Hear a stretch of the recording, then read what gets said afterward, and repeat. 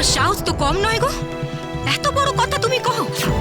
আমরা তোমার শাসনে তাকি নে আলদার, আমরা তাকি মহারানীর শাসনে। সেখানে তুমি চোখ রাখ আমার কে? এখনই আমরা সবাই মিলে কোতোয়ালিতে যাব। টুসি, কানন, মুক্তা, গায়ের সব মেয়ে মানুষদের ডাক দেখে সবাই মিলে গিয়ে এই দুটো সুদ করে নামে নালিশ টুকবো। বলবো মেয়েদের পুকুর ঘাটে এসে মেয়েদের অসম্মান করেছে। মিথ্যে নালিশ টুকবো সবাই মিলে। হাংরেজ পায়দা বাড়িতে চড়াও হলে তখন কি করে সেটা দেখবো। কোনো কথা শুনবে না দারুগা, কোমরে দড়ি বইরে হিড় করে টানতে টানতে নিয়ে যাবে কারোদে, তখন টের পাবে। কোতোয়ালি? এ তো হাওয়া অন্যদিকে বইছে দেখছি। কোতোয়ালি দেখাচ্ছে তো। সর্বনাশ, আমি যে শেষ হয়ে যাব। না না, এখান থেকে কেটে পড়াই ভালো। এই দুই বুড়ো কোনো কমের নয় দেখছি।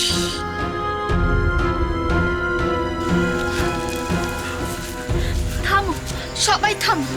হালদার মশাই, এভাবে তর্ক করতে থাকলে কথায় কথা বাড়বে। মেয়ে মানুষরা লেখাপড়া শিখবে, নিজের চারপাশটা জেনে বুঝে নেবে, চেষ্টা করবে নিজের সমস্যার সমাধান নিজে করতে। আপনারা এতে যত বাধা দেবেন, যত আটকাবেন, মেয়ে মানুষের রাগ ততই বাড়বে। আর মেয়ে মানুষ রেগে গেলে কতটা ভয়ঙ্কর হতে পারে তা তো মা কালীর রূপ দেখে আপনারা বুঝতেই পারেন। আমাদের মেয়েদের মধ্যে জোট আছে, দেখেন না, দুটো অচেনা মেয়ে কি সুন্দর বন্ধু হয়ে যায়। কিন্তু আপনাদের পুরুষদের মধ্যে কোনো জোট নেই। যার কথা শুনে আপনারা আমাদের ওপর চড়াও হতে এলেন, সেই খ্যাপাই চুপি চুপি আপনাদের একা ফেলে পালালো।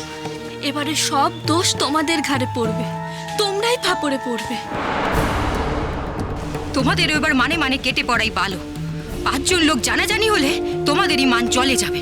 আর পুকুর ঘাটে সব মেয়েরা মিলে একটা কথা শেষবারের মতন কয়ে দিচ্ছি, যদি আমাদের বিরুদ্ধে এক চুলও কিছু করার চেষ্টা করো, তাহলে গায়ের সব মেয়েরা একজোট হয়ে আমরা রান্না বান্না বন্ধ করে দেব, অরন্ধন ঘটাবো, সংসারে খুঁটোটি নাড়বো না। তখন সমাজ তোমাদেরকে দুষবে, বদনাম তোমাদের হবে, বুঝেছো? এখন এসো।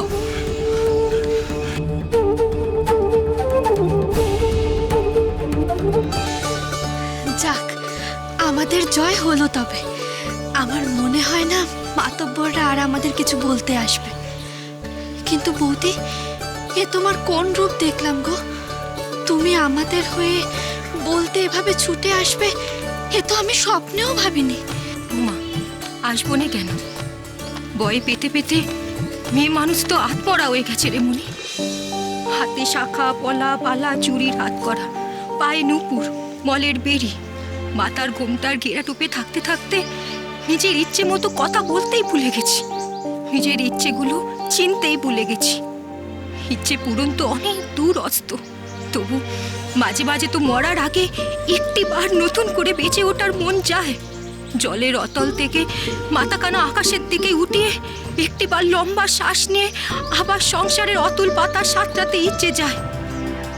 সেই ইচ্ছে দেখে এতগুলো কথা বলতে পারলুম রে মনি। যখন দেখলুম নিজের ননদ নয়, নিজের বোন নয়, নিজের গুরুর উপর আঘাত আসছে, তখন আর নিজে চুপ করে দাঁড়িয়ে থাকতে পারলাম না, রুকে দাঁড়ালো। সব শক্তি একজোট হয়ে ক্ষমতার বিরুদ্ধে কথা কইলুম। গুরু? কে তোমার গুরু বৌদি? কেন রে মেয়ে, তুই এই নতুন জীবনের আলো দেখিয়েছিস তো তুই। ভাবছিস বৌদি আমাকে পড়াশোনা শেখাতে বারণ করেছে, একদিনও পুকুর ঘাটের পাঠশালায় এলো না, তাহলে বৌদির গুরু আমি হলাম কি করে? এই দেখ,